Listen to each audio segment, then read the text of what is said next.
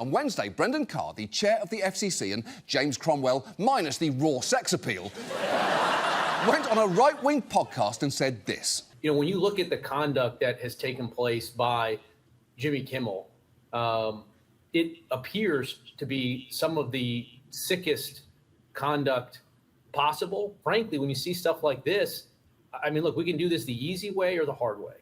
These companies can find ways to change conduct, to take action, frankly, on Kimmel, or, you know, there's going to be additional work for the FCC ahead. And frankly, I think that it's really sort of past time that a lot of these licensed broadcasters themselves push back on Comcast and Disney and say, listen, we are going to preempt, we are not going to run Kimmel anymore until you straighten this out, because we licensed broadcaster are running the possibility of fines or license revocation from the FCC if we continue to run content that ends up being a pattern of news distortion. Yeah, we could do this the easy way or the hard way.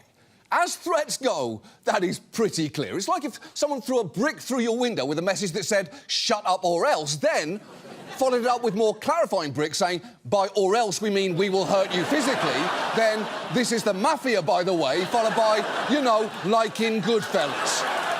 Now, in the wake of those remarks, Nexstar, one of the largest owners of TV stations in the country, announced it'd be pulling Kimmel from its stations. That, in turn, seems to have triggered his suspension by ABC. And a key thing to know about Nexstar is that they have a big incentive to keep both Carr and the Trump administration happy right now, because Nexstar currently controls or provides services to 201 local TV stations. But they're trying to buy Tegna, a major competitor, and need approval and regulatory changes from the FCC for that deal to go through, as it would mean their reach would grow to 80% of US households, which is more than double the FCC's current 39% cap, all of which is a little bit strange because neither company really sounds like they should be providing television at all. Nexstar sounds like a bankrupt flip phone manufacturer, and Tegna sounds like, I'm sorry to say, an absolutely gorgeous Italian restaurant. The point is, Nexstar badly needs FCC approval, so it is hardly surprising that when Carr specifically said companies should pull Kimmel off the air or face consequences, it quickly complied. Basically, Brendan Carr said jump, and Nexstar took his dick out of their mouth for just long enough to say, how high exactly?